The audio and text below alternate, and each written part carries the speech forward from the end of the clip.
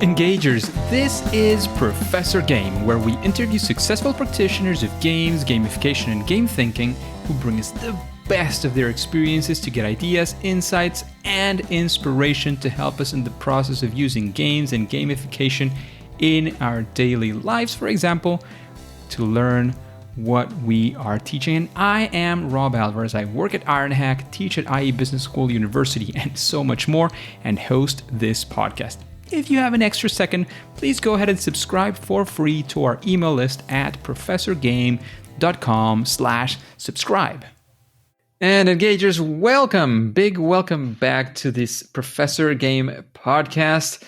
As you know, we always have amazing guests, and this week we have Jeff with us. But before we kick off, before we introduce you, Jeff, we need to know, are you prepared to engage? I am ready to hit start to continue. Let's do this, because we have with us Jeff today, who lives in Ontario in Canada with his wife and 2 kids of 8 and 11 years old. And he's been a lifelong gamer since the old NES, or Nintendo Entertainment System, which I must say is where I started as well. And he grew up with video games being part of his childhood into adulthood, and is now looking into how to include them in parenthood. He's also a co-host of a weekly podcast called New Dad Gaming with his friend Trevor, who is also a dad with 2 kids. And together on the podcast, they talk about adjusting gaming habits to that dad life, how it might fit in with having a family, and what's it like raising little gamers in this digital world. And they also reach out to their audience to feature other gaming dads and their stories, issues, and victories, trying to grow, of course, a community to help each other on how gaming and parenting can come together and help level up life. Jeff, what am I missing? Is there anything you want to comment before we kick off? I think that pretty much sums it up. Maybe just a preemptive thanks for having me on your show. I'm very excited to have a conversation about how gaming and how that kind of fits in with life. So it's good. Absolutely, absolutely. And Jeff, as you know, we like to understand our guests as best as we can. And what better way to understand you tend to know, and especially with the topic of your podcast. What does your life look like? Like, what does a regular day look like, or a regular week? We want to understand how that integration goes. Yeah, so just from that dad life perspective, a regular day can be kind of all over the place. So it's more like, what do weekdays look like? And then what does your weekend look like? So like weekdays, I kind of view it as like every day is a own little mini game. I have to wake up, get the kids up, try to get them off to school. In Ontario, Canada right now, we're having like a pretty brutal winter. So having the kids like find all their snow pants, gloves, hats, mitts, everything, get their lunches, get them out the door. Once that's kind of complete, I can just walk down to my office. Everything's kind of remote now with COVID going on. So I have a great time just sitting down in my house, having that cup of coffee, multiple cup of coffees is probably more like it. And then working through the day. When the kids come home in the afternoon, we kind of like chill out together, see how things are going, have some supper. And then everyone kind of jumps onto their gaming platform of choice. And that's kind of like a weekday. I would say like a weekend, it's kind of like everything of that nature kind of goes out the door. It's like a free for all. Weekends, like you wake up, we're still waking up early. Like the kids do not sleep in, which is, sometimes brutal, but it's a free day. We get up, we can game together. We all hop on to something that we can all play together. We might go outside just to get the blood moving. And then that's when eventually the kids do go to bed. At some point, the kids do go to bed. It does happen. Yeah, no, it can vary with that too. But then I hop on with Trevor and we record our podcast after the kids go to bed. So we have, no interruptions. We kind of focus on each other and see, play back that week. How did gaming help us in our dad life? And how do we go from here, right? And share those kind of solutions together. So that is kind of, there's like that weekday part and then like weekend parts for my everyday. So do you record them like in the same room, or do you also connect through the internet? We have to connect to the internet. We're we're about 4 or 5 hours apart. So we managed to hop online, same time zone. So that helps. Yeah, for sure. But we hop online and have that kind of conversation. So that's good to have. Nice. And one more curiosity on my side. Does your wife integrate into that gaming life as well? Yeah, actually, there's a few. She's not really a gamer by choice. Maybe she married in a gamer and now she's picking that up. But she's always been fond of Tetris. And Tetris sounds maybe it sounds boring to a lot of people, but there is multiplayer Tetris, which we've had a blast with. So she's picked up that. And more recently, we got into It Takes Two, which is a good co-op multiplayer I saw game. that and wanted to buy it as well. Is Yeah. it good? Yeah, it's awesome. It's got so many different scenarios, and it's like a narrative driven story, right? So my wife has something with that story, and then I have that gamified experience. So that's been a good experience for us. For sure, for sure. In fact, I've gotten my wife a little bit into gaming, a little bit, but I have to say that the Switch has done a great job at helping me with that one, because the PlayStation is just, she won't get near that controller anytime soon. Right, absolutely. Yeah, the Switch has been a godsend for my kids and our family here too. So yeah, I could totally see how that Nintendo knew what they were doing with that console. Yeah. Very much family oriented, for sure. So Jeff, we like to get into story mode as well, because you were talking about the storytelling and all that. And for sure, it is something that engages us very, very much, especially because we like to learn as well from failure. I'm guessing that, getting to this point where you have that flow and that free flow as well on weekends, got some practice, got some fails, some good and some bad. So we want to hear all about that, especially of a time when you say, well, we tried to do this and it flopped, it didn't work. And we want to understand like what happened, why it didn't work, and of course, how you pivoted from that. Okay, I do have something in mind that's kind of, it's what I thought would be a great experience, and then it just turned out, whoops, that maybe wasn't the best. So as you kind of mentioned, I've been a gamer all my life. I grew up with video games. I felt like gaming kind of taught me skills and built my abilities on, how to interact with people online, how to deal with software, install my own games, even like modify my own games. So I liked that experience as a kid. My parents weren't really into it, so they didn't know what I was kind of doing. But now being my own parent to my own kids, I can kind of bring in that gaming experience to them, right? Because I know how that could help them in life. So we kind of like taught them and raised them to be like little gamers and see what kind of different things they can learn. A lot of abilities like confidence and overcoming frustration in a game, or even like multitasking. Some like game mechanics build on, managing little things all at once. So that I thought was good to build on. But this is kind of where I underestimated my kids' abilities to kind of adapt that to life.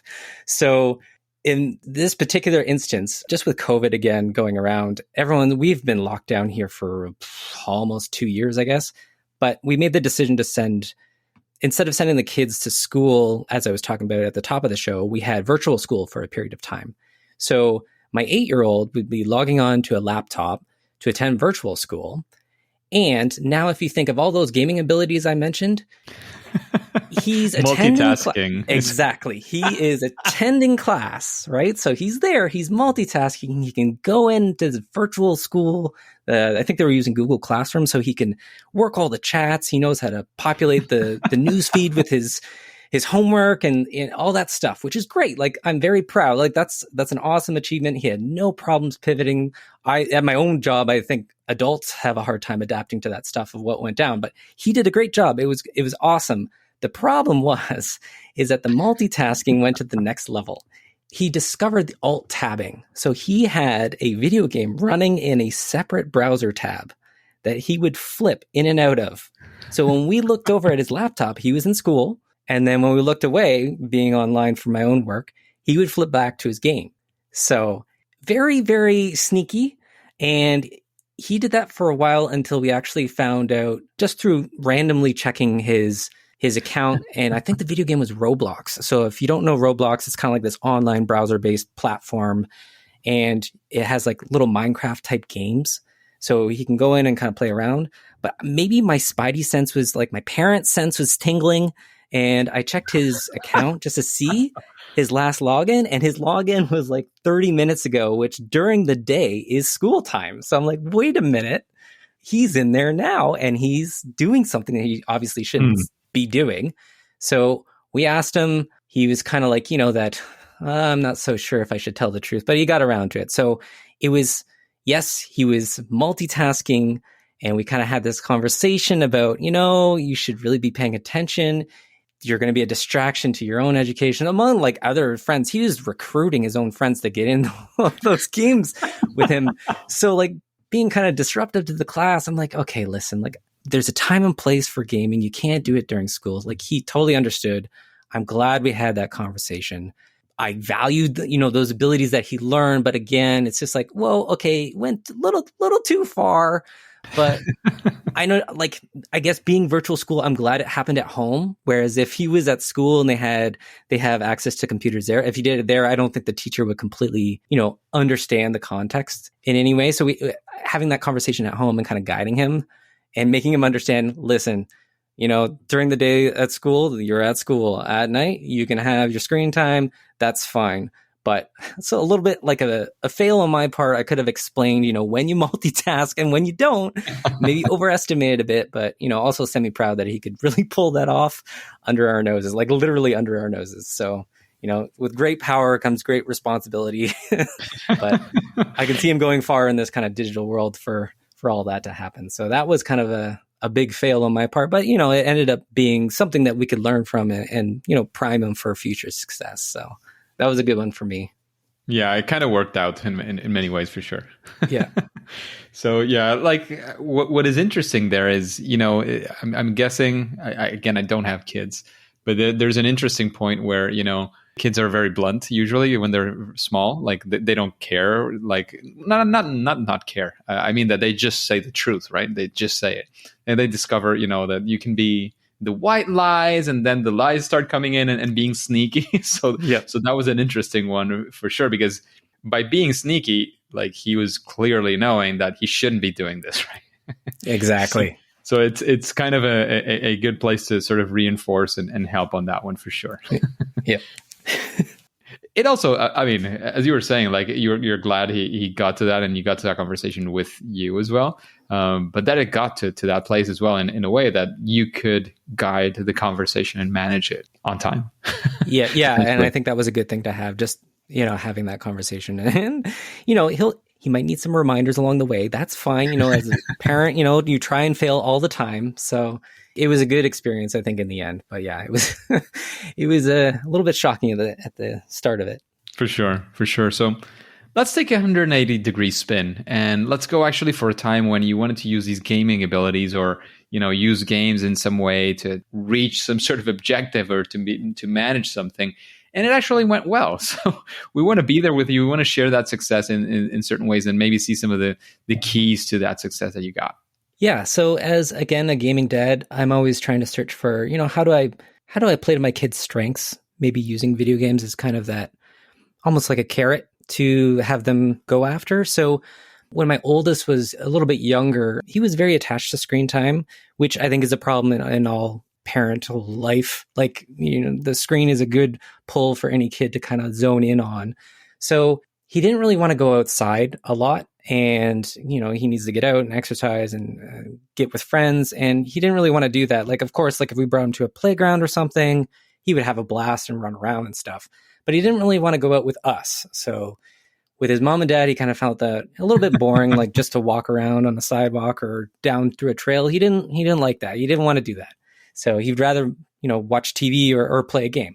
So this was at a time when Pokemon Go was crazy. Like, it was lifting off, and he was really into Pokemon because he had watched all the TV shows, and he even had a couple of the comic books from the library.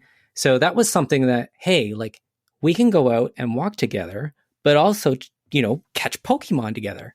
And that kind of, like, you could immediately see a click, right? Like, he's like, wait, I get to have some screen time, like that balance, but also go outside. Like, that, I think, that kind of lured him away from everything and kind of, almost gamified that walking with us. That family time was more exciting, right? And I get it, as I think at the time he was 6 or 7. As a kid, you don't really want to go out and do boring stuff like that. You want to, jump around on a playground, that's fine. But, to walk down a trail at that period of time in your life, it's probably not the most exciting thing. So Pokemon Go was a big, big hit for us. It allowed, and everyone was playing it. So even all his friends and people that were teenagers and seniors, anybody was out there, knew what it was, and kind of would talk to us and talk to my son about it. And he had a blast, like, just talking to people about different Pokemon. Like, he had something to relate to and to have that conversation, because that's sometimes very hard to do too. Like, if he's very interested in something, many other people don't share that same trait. Like, they don't really want to talk about the same thing, but that gave him something of a connection to those people and a connection to us. So that for me was creating that kind of bond. It allowed him to get outside. It allowed us to win. We were getting outside and getting exercise. He was having a blast catching Pokemon. It allowed us to, bring him in the car, get him to a different park or different, like even walk around Walmart because he didn't know what Pokemon he could catch in Walmart because, the shopping now was a fun experience and he wasn't just stuck there, looking at the ceiling and not, wondering when he can go home again. So that to me was a good experience with a game kind of coming into that place of something I could use as a tool to kind of get my kid out of the space that he was in and into something a little bit more of something that we wanted to do. And again, that health aspect, right? Like you could get exercise in and actually get out there. So that one was it was a challenge, but also a great solution. And again, using something that was a free, easy to use at the time, at least it was easy to load on anybody's phone and get out there and do. So that stuck out into my mind. For sure. And eat out all of your battery or of your phone's battery, right? That's true too. I did have like battery power packs. So yeah, I was loaded, like almost like a satchel of them just ready to go. Yeah. For sure. It was definitely necessary. Yeah. So two things that that was the first thing that made me curious. But the other one is, one of the things that I've heard as well is, you want, of course, to engage as much as you can, but also like that with your kid. I mean, but that sort of time where it's okay not to be totally having a blast all the time. Like, right. How did you sort of balance that out? Because of course, every time you went out with Pokemon Go, you had something sort of to entice him. But what about those times when you just had to go to to Walmart, as you were saying? Yeah. Was that a challenge after sort of, we call it gamification, the over justification. So they started getting an incentive for doing something. And then, if you take away the incentive, it kind of goes away as well. Did that kind of happen to you? Was there a post experience to that? Yeah, I won't say like it was a perfect experience by any means. And, my son would expect something, right? So when it got to that point where we had to do something, but he would expect something in return to do the basic things like grocery shop or something. That's when we kind of maybe took our foot off the gas a little bit and kind of pared back that gamification a little bit, just because we know it was getting into a place where he would always expect some sort of reward, right? And that's not what we wanted as he grew up, because that gets you in all sorts of other problems where you're always seeking, I need something from this. Like, what are you going to give me? I'll do it if you give me something. So we did have, a couple, I'll call them conversations. We brought him into like how to solve this, right? Like we can't always go out and play Pokemon Go, or you always can't go out and have dad's phone when you're sitting in the waiting room of like a doctor's office or something, right? Like you need to entertain yourself in other ways as well. So we did kind of scale it back a bit. And I think it worked. Like it was something that, yeah, of course he was, not the happiest. Not delighted. Yeah. But I think it worked out in the end where he adapted and he understood that, hey, you're part of like our family community. Like you have to do these things to help us out. And, that's how families work. You give and take, and, sometimes you get a reward, sometimes you don't. So I think it did work out, but yeah, I understand where you're coming from, where it's just like, you can't always give that incentive because they'll always try to chase it. And that's not good either. That'll just paint you into a corner, especially as they get older and they want more and more and more, right? Like it just builds on that. So of course. And especially on, sort of having the experience in life in general that, you're going to do things that are super exciting, things that are kind of exciting, and things that are just okay. And so sometimes you even do things that suck a little bit because it lets you get to another point. It's part of, lessons learned in life. And it happens in games as well, Yeah, you sometimes have to just be farming for a while to be able to achieve whatever else you wanted to do, or, taking out rats inside the game to increase your experience, or whatever that looks like, right? So it's right, exactly. It's all part of the experience for sure. Yeah. When you like, especially through the experience that you have on your podcast, when you approach a new gaming dad, or if a new gaming dad comes to you, like, would you advise them in some sort of path to go through, or do you have some sort of process to help them navigate this parenting and gaming life? Is there some sort of, I don't know, general recommendations or a few guidelines that you could give in that sense? Yeah, absolutely. A lot of the times when we hear from gaming dads quite a bit through some, random comments that they're having or situations that they're having. And I would always say that you try to identify what's going on. So like really pare down, what the issue is, and then explore the tools that you already kind of have. So gaming, I think like we bring in gaming as kind of that extra layer onto what you already have at your disposal. So an example I think that we usually get, or that even I've dealt with, and I know Trevor has, is just something like your kids aren't cleaning up your room, like their room. So they're leaving their stuff everywhere, the clothes are everywhere, and they don't know why they should clean their room. So they don't understand the benefit of it and what you're asking. So I would always come in with, maybe they just need that framing or like relate to them. So obviously the issue is they don't understand why they need to do it. They don't really understand, what does this give me in the end?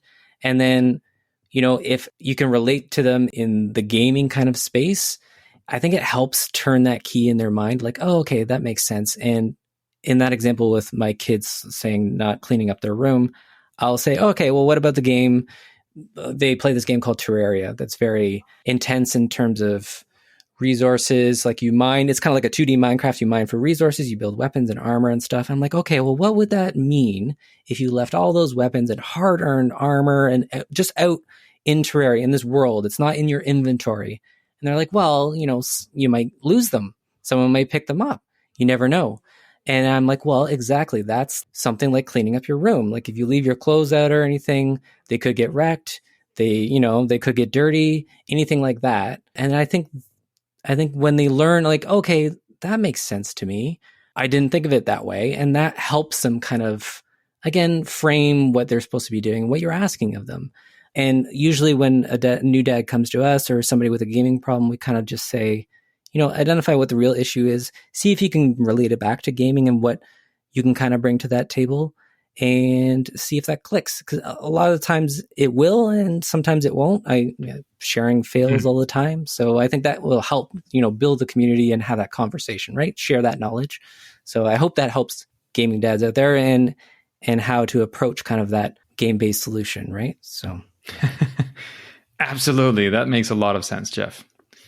And Jeff, after hearing these questions, after having a little bit of the vibe of the podcast, even though we're having a slightly different questions, of course, because of the experience that you bring to the table, but is there somebody that comes to your mind that would say, oh, I would really like to listen to this person talking here in this podcast on Professor Game?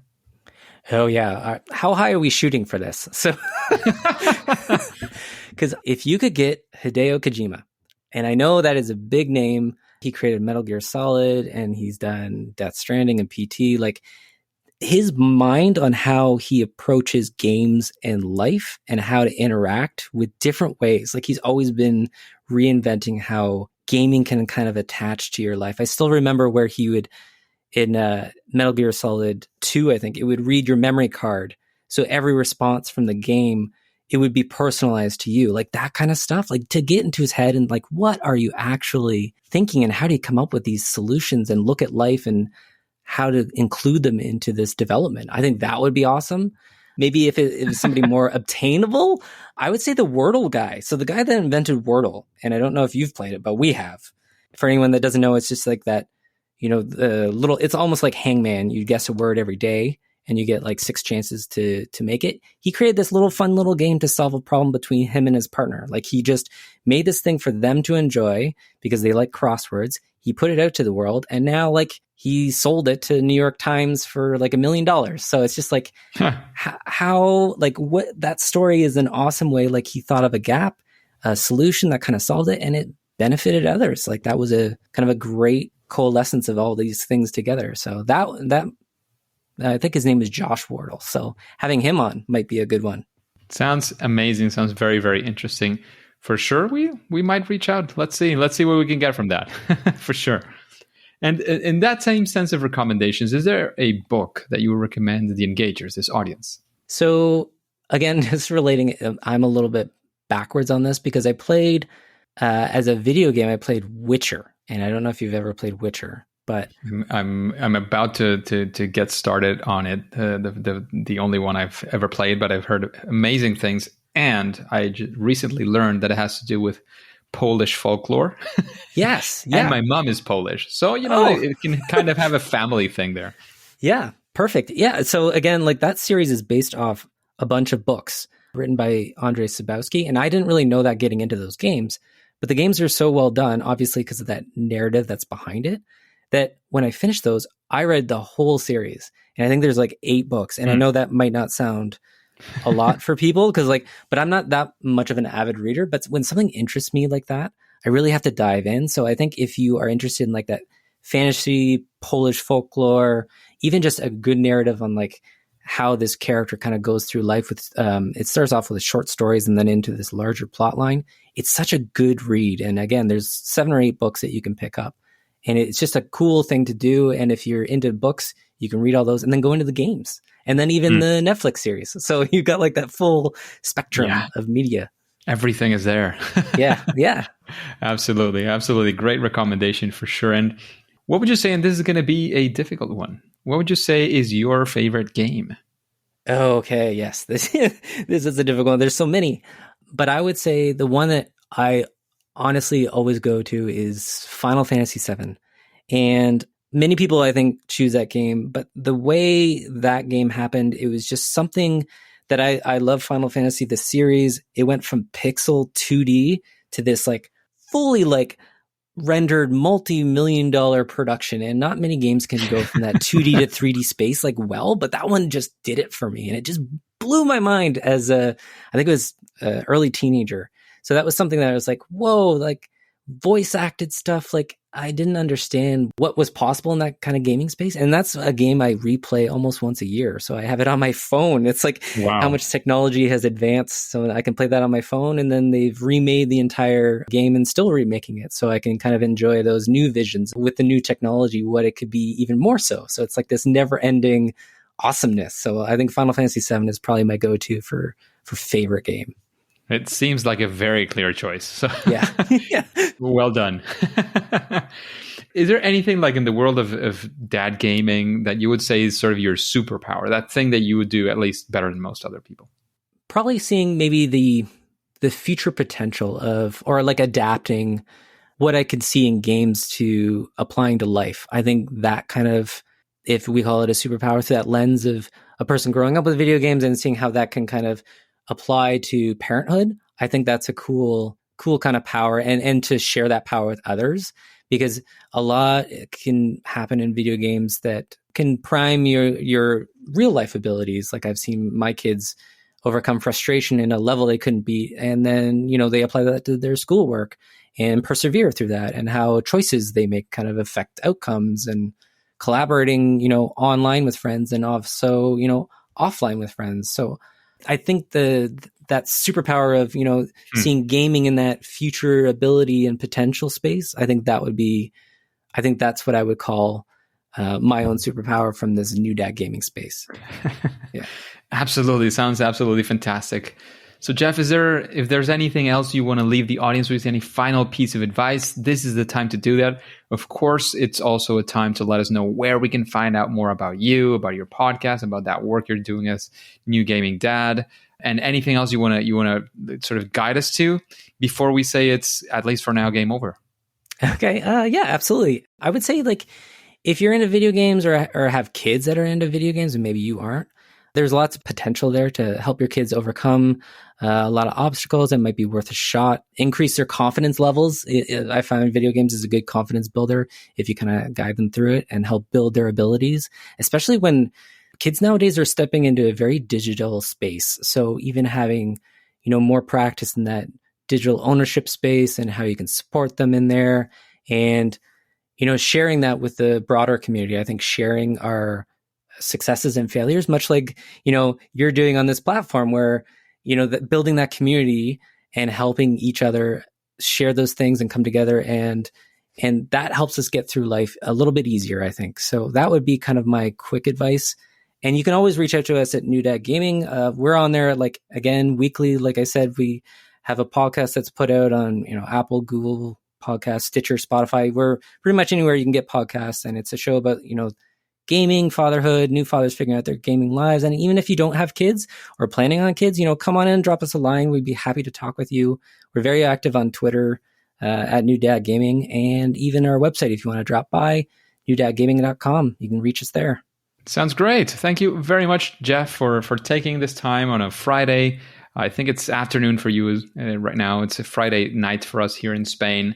But thank you very much for investing this time in the Engagers and sharing your knowledge, your understanding. However, at least for now and for today, it is time to say that it's game over.